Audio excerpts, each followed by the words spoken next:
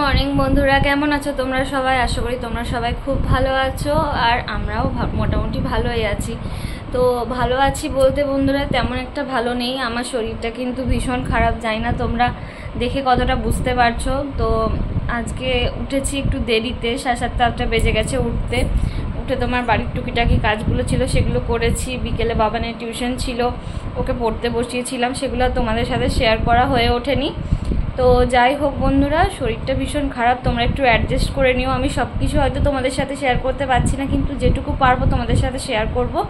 এখন মোটামুটি 11:30 বাজে, 11:30 না 11টা বাজছে। এখন আমি স্নানে যাব, স্নান করে কিন্তু পুজো করে নেবো। ঠাকুরকেও এখনও পুজো দেওয়া হয়নি। তো যাই হোক চলো আমি পুজোটা করে নিই, তারপর আবার আসছি। তোমরা সাথে থাকো আর ব্লগটা দেখতে থাকো। তো বন্ধুরা আমি কিন্তু স্নান করে চলে এসেছি। শরীরটা ভীষণ খারাপ লাগছে, হাত পাগুলো একদম ঝিনঝিন করছে, মাথাটাও ভীষণ ঘোরাচ্ছে। বুঝতে পারছি না যে আমার কি হলো। কয়েকদিন থেকে এরকম হচ্ছে, কিন্তু আজকে প্রবলেমটা যেন একটু বেশিই হচ্ছে। তো তোমাদের দাদাভাইকে আমি ফোন করেছিলাম, বললাম ওকে যে এরকম খুবই খারাপ লাগছে শরীরটা। তো ও বললো যে তাহলে এক কাজ করো, তুমি বিকেলবেলা এসো, একটু ডাক্তারটা দেখিয়ে যাও। কয়েকদিন থেকেই ভাবছি যে দেখাবো, কিন্তু মানে কোনো ডাক্তার বসছিল না এখানে সামনাসামনি। তো তোমাদের দাদাভাই বললো আসানসোল চলে এসো, এখানেই দেখিয়ে নাও, আর কতদিন ওয়েট করবে। তো সেই কারণেই আর কি আজকে যাবো বিকেলে ডাক্তার দেখাতে। শরীরটা একদম ভালো লাগছে না বন্ধুরা। স্নান করে এলাম, স্নান করে যে মানুষের একটা ফ্রেশ লাগে সেই জিনিসটাও কিন্তু আমার লাগছে না। ঘুম ঘুম ভাব লাগছে, দুর্বল লাগছে, খেতে ইচ্ছে করছে না। জানি না কি হলো, আমি নিজেও বুঝতে পারছি না। তো বিকেলে ডাক্তার দেখাতে যাব, দেখি ডাক্তার কি বলে। চলো এখন আমি পুজোটা করে নিই, তোমরা সাথে থাকো আর ভিডিওটা দেখতে থাকো।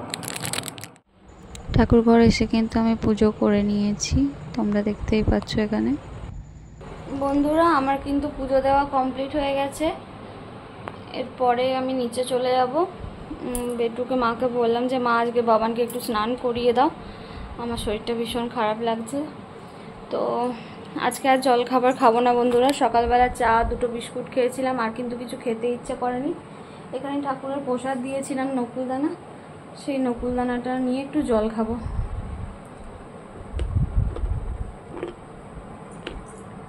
আর কিছু খেতে ইচ্ছে করছে না। সকালবেলা চা দিয়ে 2টো বিস্কুট খেয়েছিলাম।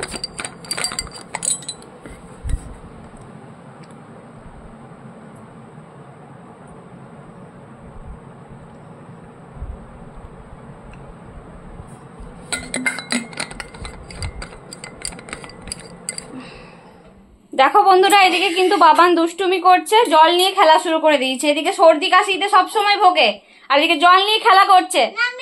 না তুমি দুষ্টুমি করছো, কিন্তু এটা কি ভালো করছো তুমি? লঙ্কা শরবত কাকে খাওয়াবে? দাদুকে। হ্যাঁ জল নিয়ে খেলো না, রেখে দাও, জল রেখে দাও। দেখো কত বদমাইশ। তো স্নান করে বন্ধুরা বসেছিলাম, তারপর দেখছি যে মা এদিকে গুড়াম করছে। তো ভাবলাম তোমাদের সাথেও ছোট্ট করে শেয়ার করি।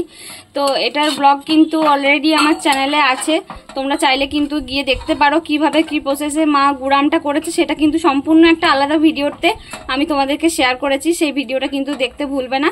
ওটা কিন্তু অলরেডি আমার চ্যানেলে আপলোড করা আছে। এখানে কিন্তু গুড়ামটা ফুটতে শুরু করেছে। এখানে একটা জেঠিমা এসেছিল, মায়ের সাথে গল্প করছি। বেটু বেটু, ফ্রিজটা খোলা কেন রে? তো দেখো বন্ধুরা, বেটু কত দুষ্টুমি করছে। ওকে ফ্রিজ থেকে জল বের করতে বলা হয়েছে, ও কিন্তু নিজেই ফ্রিজে ঢুকে দাঁড়িয়ে আছে। দেখো, বেরো, নেমে এসো। হ্যাঁ আমি তো ভিডিও করছি, সবাই দেখুক তুমি কি করছো দুষ্টুমি। তুমি নামো, নামো ফ্রিজ থেকে, নামো, ঠান্ডা লেগে যাবে। আমি কিন্তু নামতে বলেছি বাবা, না আমার শরীর ঠিক নেই, আমাকে কিন্তু চিল্লা করাও না। তুমি নামো। আচ্ছা ঠিক আছে, আমি ডাকছি বাবু দাদাকে। দুষ্টুমি হচ্ছে কিন্তু, দেখি তুমি নামো তো। বন্ধুরা বেটু কত দুষ্টুমি করছে। তোমাদের বাড়িতে বাচ্চারা এরকম দুষ্টুমি করে বলো তো? হ্যাঁ সবাই কিন্তু ব্যাড বয় বলবে। হ্যাঁ তুমি নামো, ঠান্ডা লেগে যাবে, নামো। বেটু না আমার একটাও কথা শোনে না। দেখো বারণ করলাম, একটু আগে জল আর লঙ্কা গুঁড়ো খাচ্ছিল, বারণ করলাম কথা শুনলো না। এখন হাত জ্বালা করছে ওর। দেখো দেখো বরফ বের করে দিলাম, বললাম যে এটার মধ্যে হাতটা ভালো করে ধুইয়ে দিলাম, আর বললাম বরফটা হাতে নে। করছে জ্বালা করছে হাতে? ঠান্ডা তো করছে, হাতটা কি জ্বালা করছে সেটা বলো। অনেক দুষ্টুমি করার পর স্নান করব না বলছিল, তারপর কিন্তু ওকে এখানে রান্নাঘরেতেই স্নান করানো হলো। তো আমার এখানে স্নান করে নিল বেটু, তারপর ওকে কিন্তু নিচে গিয়ে জামা প্যান্ট পরিয়ে দেবো। স্নান করতে চায় না, এত যে দুষ্টুমি করে না। এখানে বাবানকে নিচে নিয়ে চলে এসেছি, আর ওকে কিন্তু জামা প্যান্ট পরিয়ে দিলাম, চুল আঁচড়ে দিলাম। তারপর বলছিলাম টিপ্পা নাও বাবু, বললো যে না আমি এখন টিপ্পা নেবো না মাম্মাম। তো ওকে চুলটা ভালো করে আঁচড়ে দিলাম। আর দেখো মুখটা কেমন অঙ্গি ভঙ্গি করছে। আমি যখন বললাম ক্যামেরাতে তোমাকে দেখা যাচ্ছে, কিন্তু তখন আবার আমাকে হাম্পি। তো এইদিকে দেখো মা কিন্তু খাবার দিয়ে দিয়েছে, বেটনের খাবারটা, ভাতটা মা মেখে দিচ্ছে, আর এইদিকে যে বাবা খেতে বসেছে। এখন বেটনকে আমি খাবারটা খাইয়ে নেবো। তো এখানে জামাইবাবুকেও খাবার কিন্তু দেওয়া হয়ে গেছে। তারপর আমি চলে এলাম বাবানকে খাবার খাওয়াতে, ওকে খাইয়ে দেবো, তারপর কিন্তু মা আর আমি খাবার খেয়ে নেব। তো বন্ধুরা বাড়ির সবারই খাবার খাওয়া হয়ে গেছে, বেটু বাবা জামাইবাবু সবারই খাবার খাওয়া হয়ে গেছে। এখন মা আর আমি বসছি খাবার খেতে। এদিকে মা খাবার বেড়ে দিচ্ছে, এই যে বসছি। তো চলো খাবারটা খেয়ে নিই। এখানে খাবার খেতে বসে পড়েছি মা আর আমি। ভাত, ডাল, পোস্ত, বড়া, জাল দেওয়া এগুলো সব হয়েছিল, করলা আলু ভাজা। তো আমি অল্প একটু খেয়েছি, দেখো বাকি খাবারটা কিন্তু আমি খেতে পারিনি। বন্ধুরা খাবার খাওয়া হয়ে গেছে, আর এই দেখো এইদিকে বাবানের জন্য কিন্তু মোসাম্বির জুস করে নিয়েছি। একটা মোসাম্বিতে দেখো এই অল্প একটু মাত্র জুস হয়েছে, তো জুসটা বাবানকে দিয়ে দেবো। মোসাম্বিটা কয়েকদিন থেকে এনে রাখা আছে, খাওয়াবো করে খাওয়ানো হচ্ছে না, শুকিয়ে যাচ্ছিলো, সেজন্য আজকে জুসটা ওকে করে দিলাম। এই যে অল্প একটু পুড়ে গেল, অল্প একটু জুস হয়েছে, তো ওটা ওকে খাইয়ে দেবো এখন।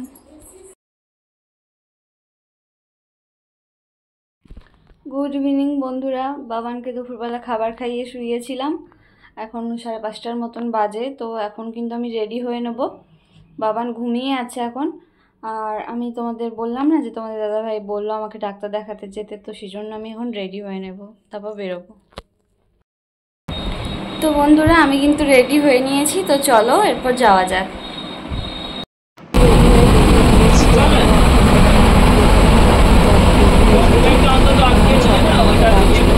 মোড়ে নামিয়ে দিয়ে গেল, তারপরেই কিন্তু 2 মিনিট ওয়েট করার পরেই আমি বাস পেয়ে গেলাম। আর তারপর বাসে করে আমি চলে গেলাম। আর এখানে দেখো নেমে গেছি, এই যে ওষুধের দোকানে আমি চলে এসেছি। যে দেখলাম এখন ডাক্তার আসে, অনেকটা দেরি গেছে, 7:30 নাগাদ আসবে ডাক্তার। তো আমি এখানে ওয়েট করছি, পৌঁছে গেছি। ডাক্তারের টাইম হচ্ছে 7:30, আর এখন বাজছে 7:45। আমি কিছুক্ষণ আগেই পৌঁছে গেছি। তো তোমাদের দাদাভাই বললো তুমি ওয়েট করো, আমার দোকানে কাস্টমার আছে, আর সেজন্য আমি এখানে বসে আছি। ফাঁকাই আছে, আমার তো নাম লেখানো হয়ে গেছে আগেই, বসে আছি এই যে। তো চলো তোমাদের দাদাভাই আসুক, ডাক্তারটা দেখি, তারপর তোমাদের সাথে কথা বলছি। তোমাদের দাদাভাই চলে এসেছে। আমি তো হঠাৎ করে দেখে ওকে অবাক হয়ে গেছি, ফোনে কথা বলছিলাম মায়ের সাথে, তো দেখি যে চলে এসেছে। এখনও কিন্তু ডাক্তার আসেনি, আমরা ওয়েট করছি। চলো ডাক্তারটা দেখিয়ে দিই, তারপর তোমাদের সাথে কথা বলছি। তোমাদের দাদাভাই এসে আমাকে বলছে চলো কিছু খেয়ে নেবে। আমি বললাম তুমি কী করে জানলে বলো তো? আমার মনের কথা যে আমার প্রচণ্ড জোর খিদে পেয়েছে। তারপর তোমাদের দাদাভাই দোকান ডিসাইড করলাম যে সামনাসামনি যেটা আছে সেটাই খাবো। তো সামনাসামনি মোমোর দোকানই ছিল তোমার ভালো কিছু করতে বললাম যে যেটা খাওয়া যাবে সেটাই খাবো। তো এখানে এলাম, এখানে মোমো চাইছিলাম, কিন্তু দাদাভাই বললো ওটা খাবে, খুব ভালো। তো খেলাম না ওটা, তো বললাম ঠিক আছে কী আর করা যাবে, খাওয়া যাবে না। তো 1 প্লেট চিকেন মোমো অর্ডার করে, চিকেন মোমো আমি এটাই শেয়ার করি। জলদি মোমো খেয়ে কিন্তু চলে এসেছি, কারণ আমার প্রথমে নাম ছিল, এসে দেখছি যে 4 সেকেন্ডের নাম ছিল, সে কিন্তু চলে গেছে। কারণ ডাক্তার এসে কি বসে থাকবে বলো? তো আমি একটু ওয়েট করার পরে সেকেন্ডের নাম্বারে গেলাম, আর তারপর কিন্তু এখান থেকে ওষুধ নিয়ে নিলাম। আর তারপর তোমাদের দাদাভাইয়ের কাউন্টারের বাইরে আমি দাঁড়িয়েছিলাম। তো বন্ধুরা আমি তো তোমাদের দাদাভাইয়ের জন্য ওয়েট করছিলাম, তোমরা দেখলে তোমাদের দাদাভাইয়ের ছুটি হয়ে গেছে, এই যে আমরা বেরিয়ে পড়েছি। তো চলো যাওয়া যাক, বেটু ঘরে আছে মায়ের কাছে, তো চলো যাওয়া যাক। বেরিয়ে পড়ে তোমাদের দাদাভাই আর আমি দুজনেই গল্প করতে করতে যাচ্ছিলাম, আর ভাবছিলাম যে কিছু একটা খেয়ে তারপর যাবার। বাবান পিৎজা খেতে খুব ভালোবাসে, তো ওর জন্য পিৎজা নিয়ে যাবো। তো সেটা ভাবতে ভাবতে আমরা ডমিনোস পৌঁছে গেলাম, আর ডমিনোসে গিয়ে তোমার বাবান যে পিৎজাটা খেতে পছন্দ করে সেটা কিন্তু অর্ডার দিলাম, আর তোমার দাদাভাই আর আমার জন্য পিৎজা, মানে টোটাল 3টে পিৎজা অর্ডার দিলাম। কিন্তু ওনারা বললেন যে এত ওনাদের চাপ আছে অনলাইনে, এখন ওরা অফলাইনে নিতে পারবে না অর্ডার, মোটামুটি 1.5 ঘন্টা পর ডেলিভারি হবে। তো তোমার বলেছিল যে এবার 1.5 ঘন্টা কি ওয়েট করা সম্ভব। তো সেখান থেকে আমরা বেরিয়ে গেলাম। গ্রিন প্যালেস বলে একটা রেস্টুরেন্ট আছে, ওখানে গিয়ে কিন্তু আমরা খাবার অর্ডার করলাম, যেটা বললাম কিনা চলো বাড়ির জন্য। তোমাদের দাদা ভাই আর আমি এখানে ওয়েট করছি, খাবার অর্ডার দিলাম। ডমিনোজে তো গিয়েছিলাম বন্ধুরা, ওখানে পিৎজা পেলাম না। তো এখানে গ্রিন প্যালেস বলে একটা রেস্টুরেন্ট আছে, যেখানে আমরা হামেশাই খাবার খেয়ে থাকি। তো সেখান থেকে আমরা অর্ডার দিলাম, বাড়িতে নিয়ে যাব খাবার। এই দেখো খাবার নিয়ে কিন্তু বেরিয়ে পড়েছি, চলো বাড়ি যাওয়া যাক। অনেকটা দেরি হয়ে গেছে, বাবা একটু ওয়েট করছে ওরা, চলো বাড়ি যাওয়া যাক। রাস্তায় আস্তে আস্তে কিন্তু খুবই ভালো লাগছিল, বৃষ্টি না হলেও একটা জলাশয় হাওয়া কিন্তু এদিকে আসছিল, আর সেটার জন্য কিন্তু খুব ভালো লাগছিল। বাড়ি চলে এসেছি বন্ধুরা, এরপর খাবার খেয়ে নেবো। এই যে বেটু বায়না করছে আমার জন্য আইসক্রিম কেন নিয়ে আসনি। তো চলো খাবারটা খেয়ে নিই। বন্ধুরা এসে কিন্তু ড্রেস চেঞ্জ করে নিয়েছি, এরপর খাবার খাবো। মনটা ঠিক নেই, একটু মানে কি বলবো, টেনশন লাগছে। ডাক্তার বললো তোমার তেমন কিছু ভয়ের কিছু নেই, কিন্তু অনেকগুলো টেস্ট দিয়েছে, blood test, thyroid, sugar, ultrasonography, অনেকগুলো টেস্ট দিয়েছে। টেস্টগুলো রিপোর্টগুলো দেখে তারপর তোমার সেরকমভাবে মেডিসিন দেবে। এখন সেরকমভাবে কিছু মেডিসিন দেয়নি। আর এই যে এটা দিয়েছিল টেস্ট করতে। নিচে এসে জলদি করে খাবারটা খেয়ে নিলাম, এই যে নালে খাবারটা ঠান্ডা হয়ে যেত। রেস্টুরেন্ট থেকে নিয়ে এসেছিলাম পনির দো পেঁয়াজ, আর বাড়িতে রুটি হয়েছিল। এটা দিয়ে আজকে ডিনারটা কমপ্লিট করলাম। তো বন্ধুরা খুব জলদি নতুন একটা ব্লগের সঙ্গে দেখা হবে। আজকের ব্লগটা কেমন লাগলো কমেন্টে কিন্তু জানাতে আমাকে ভুলবে না।